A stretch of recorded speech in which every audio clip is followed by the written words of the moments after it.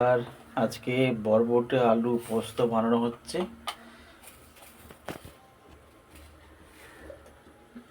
কাঁচা লঙ্কা পোস্ত বাটা হয়ে গেছে, কড়াইতে তেল দেওয়া হয়ে গেছে, তেলটা গরম হয়ে গেছে, কালো জিরে ফোড়ন দিল তেলের মধ্যে, আলু বরবটি তেলে দেওয়া হলো, একটু ভাজা ভাজা হবে, তারপরে পোস্তটা দেওয়া হবে। অল্প ভাজা হয়ে গেছে, এবার পোস্তটা দেওয়া হচ্ছে। এর মধ্যে জল দেওয়া হয়ে গেছে, নুন হলুদ সব একেবারে দেওয়া হয়ে গেছে, এবার সিদ্ধ হবে, ঢাকা দেবে। এবার আজকে মঙ্গলবার, এমনি আমাদের নিরামিষ। বাঁধাকপি আর আলু সেদ্ধ করা আছে, বেসন দিয়ে মাখা হবে। এটা মেখে এটাকে বড়া করে আজকে বাঁধাকপি আলুর কোপ্তা বানিয়ে রান্নাটা করে আপনাদের দেখাবো।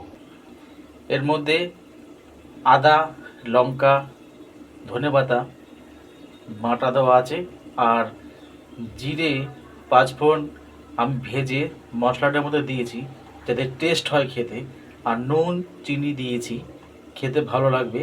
আমি এটা বড়াটা করে কোপ্তাটা বানাই, আপনাদের ভিডিওটা দেখাবো। আমি বরবটি আলুর পোস্ত সিদ্ধ হয়ে গেছে, জলটা পুরো শুকিয়ে নেবো, একদম গা মাখা হবে পোস্তটা।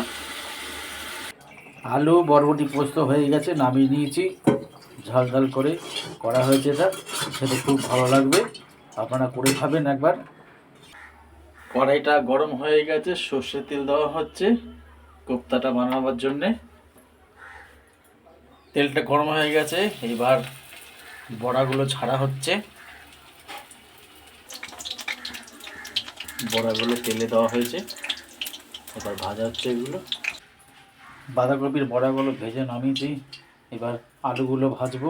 আলুগুলো একটু লাল করে ভাজবো, ভেজে নামিয়ে নেবো। আর ফোড়নে দেওয়া হবে এলাচ, দারচিনি, গোটা জিরে আর তেজপাতা। আলু লাল করে ভেজে নামিয়ে নিয়েছি, এবার ফোড়নটা আমি দিয়ে দিলাম ওই তেলের মধ্যেই।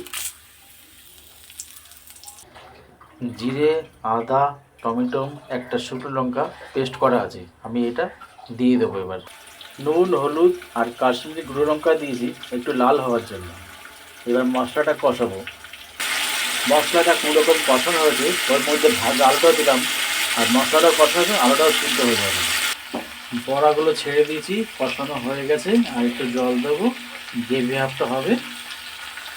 জলটা দেওয়া হয়ে গেছে, ওপর থেকে একটু চিনি দেওয়া হবে, নুন মিষ্টি, খেতে ভালো লাগবে, টক টক থাকবে। এবার এটা ফুটুক। আমাদের বাঁধাকপির কোপ্তা হয়ে গেছে, আমরা নামিয়ে নিলাম। এইভাবে আপনারা বানিয়ে খাবেন, খেতে খুব ভালো লাগবে। যদি ভালো লাগে লাইক শেয়ার সাবস্ক্রাইব কমেন্ট জানাবেন। আজ ভিডিওটা এখানে শেষ করলাম, নমস্কার।